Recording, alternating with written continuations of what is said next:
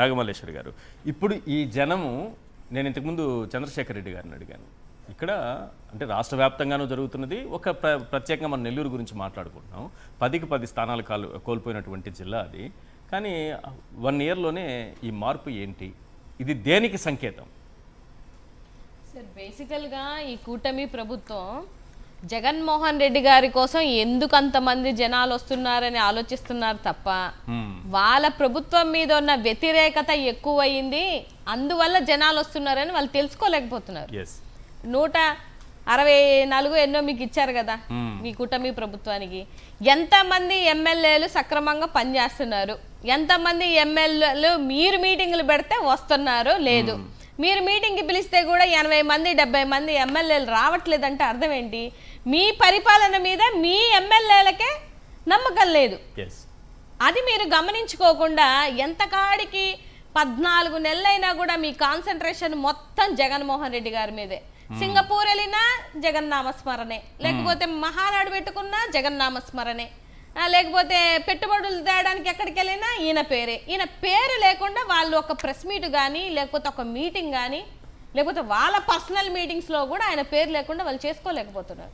అంటే అంత భయాన్ని ఇవాళ జగన్మోహన్ రెడ్డి 11 సీట్లే కదా, అంత భయం ఎందుకు? అదే నేను కూడా అడుగుతున్నా sir. After all MLA, after all Pulivendula MLA అని చెప్పేసి మైకుల ముందు అరిచరిచి పాపం గొంతులు పోగొట్టుకుంటున్నారు కదా. ఇవాళ 5,000 మంది పోలీసుల్ని, అన్ని బారిగేట్లని, లేకపోతే అన్ని కంచెల్ని, ఎనప కంచెలు, మళ్ళీ అన్ని గొంతలు ఎందుకు తోకోవాల్సినటువంటి అవసరం ఏమొచ్చింది?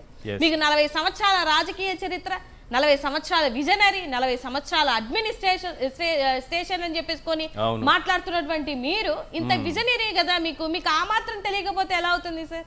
ఇవాళ ఇప్పుడు ఆయన చెప్పినట్టే, ఇందాక ఎమ్మెల్సీ గారు మాట్లాడినట్టే, ఒక మహిళని 1:30కి ఒక మహిళకి నోటీస్ ఇవ్వాల్సినటువంటి అవసరం ఏముంది సార్? ఇది హోంమంత్రి దృష్టిలో ఉందా లేదా? లేకపోయినా ఏం లేదు, నిజంగా సార్ అన్నట్టు ఆవిడ దృష్టిలో ఉన్నా ఆవిడ చేసేది ఏం లేదు.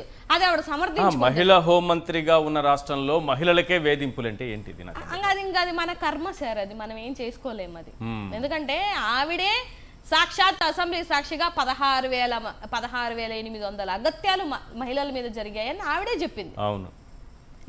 15 మంది మైనర్ బాలికల మీద రేపులు జరిగాయి, 85 మంది ఆడబిడ్డల మీద రేపులు జరిగి మరణాలు జరిగాయి. ఇవన్నీ ఆవిడకి తెలియదా సార్?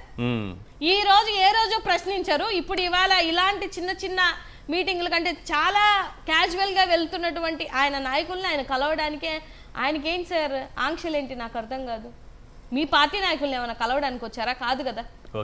సో ఆయన కార్యకర్తల్ని లేకపోతే ఆయన మనుషుల్ని కలవడానికి ఇన్ని ఆంక్షలు అంటే మనం అసలు ఆంధ్ర రాష్ట్రంలో ఉన్నామా లేకపోతే ఇంకెక్కడ బీహారా లేకపోతే పాకిస్తానా? నాకు అర్థం అవట్లేదు సార్. మీరు వెళ్ళి ప్రెస్ మీట్లు పెట్టి ఏమేం చేస్తున్నారో తప్పులన్నీ చెప్తున్నారు, పైగా సూపర్ 6 ఇవ్వలేదు, అది ఇవ్వలేదు అని చెప్తున్నారు. అంతే కదా సార్. సూపర్ 6లు అడిగినా లేకపోతే మీరు ఇవ్వాల్సిన 143 పథకాలు అడిగితే ఒక్కొక్కరిని అరెస్ట్ చేసుకుంటూ వస్తారు. ఇప్పుడు కూడా సింగపూర్ లో అక్కడ పాపం చేతులు ఎత్తేసారు, వెళ్ళిపోమని ముఖం మీద నీళ్లు చల్లేసి ఉంటారు.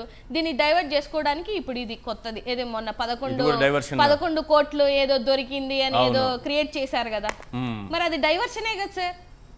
11 కోట్లు దొరికినప్పుడు ఏం చేయాలి సార్? ఇన్కమ్ ట్యాక్స్ వాళ్ళు రారా? అది తెలంగాణలో జరిగింది కదా. మరి ఇన్కమ్ ట్యాక్స్ ఆఫీసర్స్ ఏమైపోయారు సార్? లేకపోతే మీరేమైనా దాని మీద పేర్లు రాసి పెట్టారా ఇది మద్యం ద్వారా దొరికిందేనని? అంటే ఏదో ఒక డైవర్షన్ ఇదంతా రాష్ట్రంలో ఉన్నటువంటి ప్రజలు గమనిస్తున్నారు సార్.